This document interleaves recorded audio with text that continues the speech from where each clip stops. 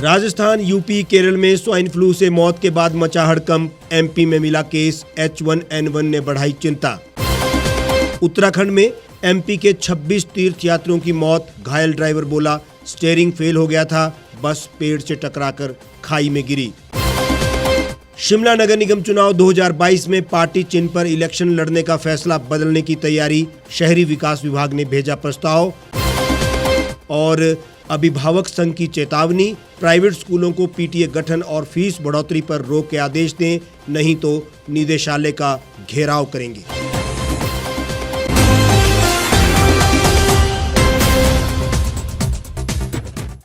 नमस्कार, स्वागत है आपका द रीव टाइम्स न्यूज चैनल में। आपके साथ मैं हेमराज चौहान। अब खबरों का सिलसिला शुरू करते हैं। कोरोना संक्रमण के बढ़ते केसों के बीच केरल, यूपी और राजस्थान में स्वाइन फ्लू के मरीजों की मौत से हड़कंप मच गया है। वहीं मध्य प्रदेश के इंदौर में 3 लोग और ओडिशा में भी 2 लोग H1N1 से संक्रमित पाए गए हैं।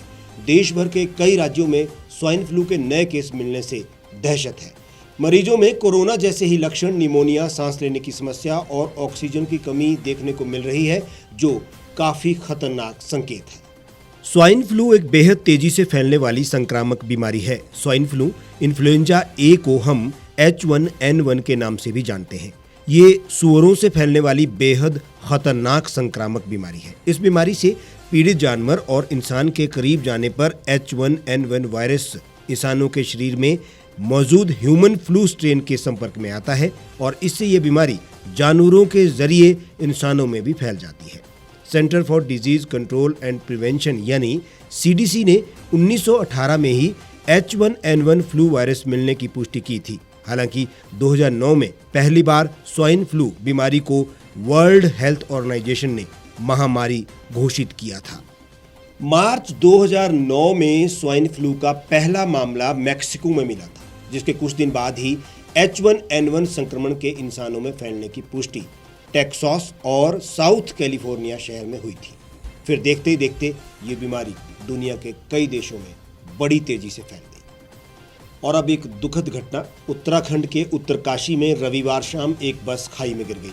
इसमें मध्य प्रदेश के पन्ना जिले के 28 तीर्थयात्री और ड्राइवर क्लीनर समेत 30 लोग सवार थे। उत्तराखंड के मुख्यमंत्री पुष्कर सिंह धामी ने कहा, हादसे में 26 लोगों की मौत हुई है। सभी यात्री 4 धाम यात्रा पर जा रहे थे।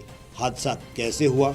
घायल ड्राइवर ने मुख्यमंत्री शिवराज सिंह चौहान को इसकी पूरी जानकारी दी है। सीएम शिवराज ने रात 1:30 बजे बताया, मैं 4 घायलों से मिला। उदय सिंह, उनकी पत्नी अक्खी राजा, राजकुमारी और ड्राइवर हीरा सिंह। हीरा ने बताया स्टीयरिंग फेल हो गया था।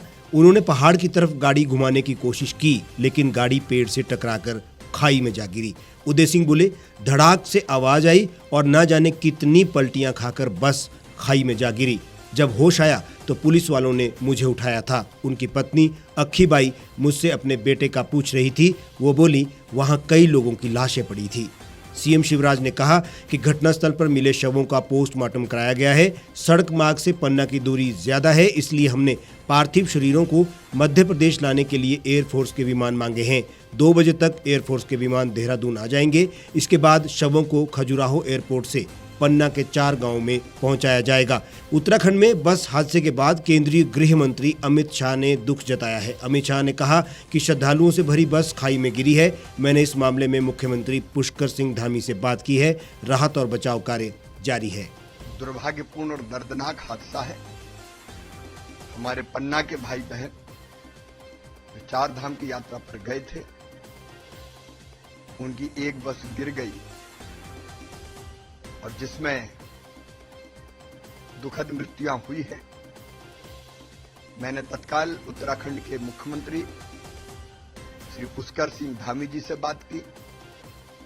पुष्कर धामी जी ने पूरे तंत्र को वहां सक्रिय किया है। कलेक्टर हो, एसपी हो, SDRF की टीम हो, सब वहां लोगों को निकालने में लगी हुई है।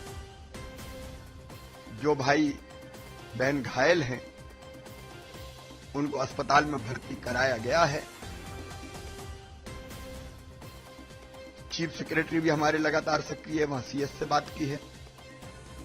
एक टीम दिल्ली से हमारी तत्काल उत्तराखंड के लिए रवाना हो चुकी है, जो राहत, इलाज, बचाव और वहां से जो भाई बहन नहीं रहे उनको लाने की व्यवस्था करेगी।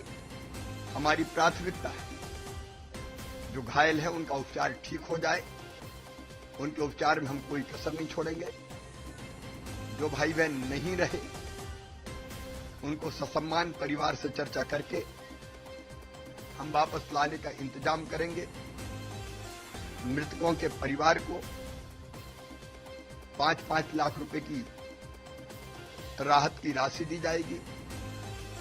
जो गंभीर रूप से घायल है उनके इलाज के साथ साथ 50,000 रुपया घायलों के परिजनों को दिए जाएंगे। सारी व्यवस्था बनाने में हम कोई कसर नहीं छोड़ेंगे, लेकिन जब ऐसा हादसा हो तो मैं भोपाल में चैन से सो नहीं सकता। मध्य प्रदेश के मुख्यमंत्री शिवराज सिंह चौहान ने ट्वीट कर कहा, उत्तराखंड में 4 धाम की तीर्थ यात्रा पर यमुनोत्री धाम जा रही बस के खाई में गिरने से मध्य प्रदेश के पन्ना जिले के तीर्थयात्रियों की मृत्यु बेहद दुखद और पीड़ाजनक है। हिमाचल सरकार शिमला नगर निगम चुनाव पार्टी चिन्ह पर करवाने का निर्णय बदलने की तैयारी में है। सूत्रों की माने तो शहरी विकास विभाग ने पार्टी सिंबल के बगैर निर्वाचन करवाने की फाइल प्रोसेस कर दी है। अब इस पर सचिवालय में अफसरशाही और कैबिनेट के स्तर पर चर्चा के बाद निर्णय लिया जाएगा। राजनीति के जानकारों की माने तो शिमला एमसी के नतीजे विधानसभा निर्वाचन पर असर डाल सकते हैं, इसलिए भाजपा सरकार पार्टी चिन्ह पर चुनाव नहीं करवाना चाहती। इन चुनाव में खासकर शिमला शहरी से विधायक और शहरी विकास मंत्री सुरेश भारद्वाज की साख दांव पर लगी हुई है। अब दिलचस्प ये है कि जयराम मंत्रिमंडल के कुछ मंत्री अंदर खाते नहीं चाहते कि पार्टी चिन्ह पर चुनाव का निर्णय पलटा जाए, क्योंकि बीते साल हिमाचल में 4 एमसी के निर्वाचन भी पार्टी चिन्ह पर करवाए गए हैं। कांग्रेस भी यही तर्क देती रही है कि 2 अलग अलग मापदंड एक राज्य में लागू करना सही नहीं है। वहीं कांग्रेस पहले की तरह सत्तारूढ़ भाजपा को चुनौती दे चुकी है कि शिमला नगर निगम चुनाव पार्टी चिन्ह पर करवाए जाए। इससे पता चल जाएगा कि भाजपा शासित एमसी शिमला, राज्य सरकार और केंद्र की भाजपा सरकार ने कितना काम किया है। शिमला नगर निगम के चुनाव हाईकोर्ट में डीलिमिटेशन का मामला विचाराधीन होने की वजह से नहीं करवाए जा सके हैं। अब अदालत का फैसला आ गया है, लिहाजा राज्य निर्वाचन आयोग ने भी शिमला एमसी चुनाव को लेकर इंटरनल एक्सरसाइज शुरू कर दी है। यहाँ दिलचस्प बात यह है कि वर्ष 2012 में पूर्व धूमल सरकार ने भी शिमला एमसी में मेयर और डिप्टी मेयर के चुनाव डायरेक्ट करवाकर अपने पांव पर कुल्हाड़ी मारने जैसा निर्णय लिया था। डायरेक्ट चुनाव की बदौलत शिमला एमसी में माकपा के संजय चौहान मेयर और फिर टिकेंद्र पंवर डिप्टी मेयर चुने गए थे। इसके बाद भाजपा सरकार सत्ता से रुखसत हो गई और पूर्व कांग्रेस सरकार ने मेयर और डिप्टी मेयर का चुनाव डायरेक्ट करवाने के बजाय पहले की तरह पार्षदों के माध्यम से करवाने का निर्णय लिया। छात्र अभिभावक संघ ने प्राइवेट स्कूलों में आम सभाओं के जरिए पीटीए गठन करके भारी फीसों पर रोक लगाने की मांग की है। मंच के संयोजक विजेंद्र मेहरा और सदस्य विवेक कश्यप ने उच्चतर शिक्षा निदेशक को चेताया है कि अगर उन्होंने आम सभाओं, पीटीए गठन और भारी फीसों पर रोक लगाने के संदर्भ में तुरंत आदेश जारी नहीं किए तो मंच शिक्षा निदेशालय का घेराव करेगा। उन्होंने ये भी कहा कि आदेश जारी न होना साफ बता रहा है कि प्रदेश सरकार और शिक्षा अधिकारियों की निजी स्कूल प्रबंधनों से सांठगांठ है। प्रदेश सरकार निजी स्कूलों में पढ़ने वाले 6 लाख छात्रों और उनके लगभग 10 लाख अभिभावकों को न्याय देने के बजाय निजी स्कूल प्रबंधनों की मनमानी लूट, फीस वृद्धि का खुला समर्थन कर रही है, जो कि बेहद दुर्भाग्यपूर्ण है। प्रदेश सरकार निजी स्कूलों के संचालन के लिए जानबूझकर कानून और रेगुलेटरी कमीशन नहीं बना रही है ताकि निजी स्कूलों की लूट बदस्तूर जारी रहे। छात्र अभिभावक मंच ने कहा कि प्राइवेट स्कूल प्रबंधन शिक्षा निदेशालय के वर्ष 2018 और 2019 के आदेशों की लगातार अवहेलना कर रहे हैं।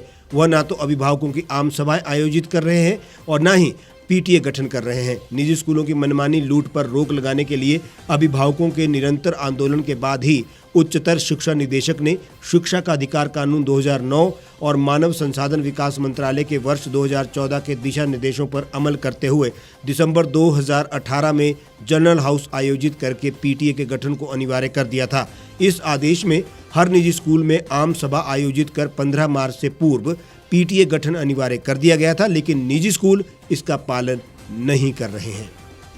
शिमला ही नहीं, पूरे प्रदेश में निजी स्कूल मनमानी पर उतर आए हैं और जयराम सरकार इस पर कुछ भी कर पाने में असफल दिख रही है। मनमानी फीसों से हजारों अभिभावक परेशान हैं और स्कूलों के बेतुके निर्णय इस पर अलग है, जिस पर कोई कार्रवाई नहीं हो रही है। सरकार इस पर मूक है और ये भविष्य में उसके लिए भी बहुत महंगा साबित हो सकता है। हमारे आज के इस बुलेटिन में फिलहाल इतना ही। आप देश और दुनिया की तमाम खबरों के लिए हमारे साथ बने रहिए और देखते रहिए द रीप टाइम्स।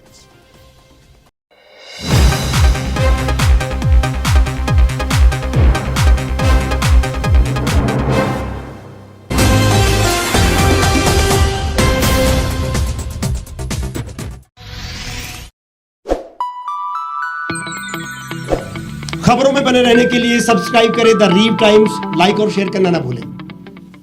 एक छत के नीचे सुविधाओं का अब उठाएं लाभ। रीव ई मार्ट में अब पाएं अपनी रसोई के लिए गुणवत्ता और सस्ते दामों पर राशन सामग्री। दालें हो या हो मसाले, आपका किचन ई मार्ट संभाले। उच्च गुणवत्ता और दामों में बेहतरीन रीव ई मार्ट में पधारें और पाएं अपनी पसंद के सभी उत्पाद, या फिर करें ऑनलाइन ऑर्डर और पाएं घर द्वार पर ही सुविधा। आज ही संपर्क करें फोन नंबर 8219694079 पर, बाईपास रोड, शनान, संजौली, शिमला।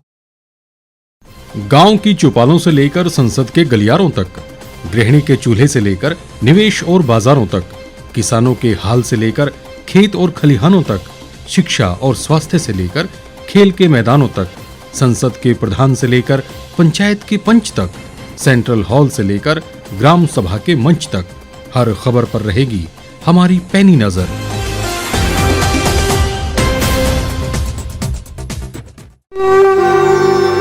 भारतवर्ष, जिसे आप दशकों से सुनते आए हैं कि सोने की चिड़िया थी। इसके पंख पहले मुगलों ने कुतरे, फिर अंग्रेजों ने, और आज राजनीतिक प्राणी कोई कोर कसर नहीं छोड़ रहे। आज भी लगभग 25 करोड़ लोग रात को भूखे सोते हैं। करीब 2 करोड़ लोगों के पास घर नहीं है। भ्रष्टाचार में हमारा 176 देशों में 80 नंबर आता है। औसतन 100 महिलाओं के साथ हर दिन ज्यादतियां होती है और ना जाने क्या क्या। देश की संसद से कुछ ही दूरी पर चादर लपेटे सैकड़ों लोग सुबह नील गगन के नीचे सोए हुए मिलते हैं। क्या आप एक ऐसे भारत की परिकल्पना नहीं करना चाहेंगे जहां कुछ ऐसा किया जाए कि 1 वर्ष के भीतर देश में कोई भिखारी या लाचार भी आश्रयहीन न रहे? लोगों को सभी सरकारी सेवाएं घर द्वार पर ही प्रदान की जाएं, ताकि दफ्तर या कर्मचारी के चक्कर ना काटने पड़े। भ्रष्टाचार जड़ से समाप्त हो जाएगा। सेवा प्रदाताओं की पब्लिक रेटिंग यानी जनाकलन और तकनीक द्वारा अपराधों का शून्यकरण किया जाए। स्वास्थ्य और आधारभूत शिक्षा सभी के लिए समान गुणवत्ता के साथ निशुल्क प्राप्त हो, और भी बहुत कुछ। यदि आप इस पवित्र राष्ट्र निर्माण यज्ञ का हिस्सा बनना चाहते हैं तो आज ही राष्ट्रीय लोक नीति पार्टी से जुड़ें। अब देश राजनीति से नहीं, लोक नीति से चलेगा। विजिट करें वेबसाइट राष्ट्रीयलोकनीति.org।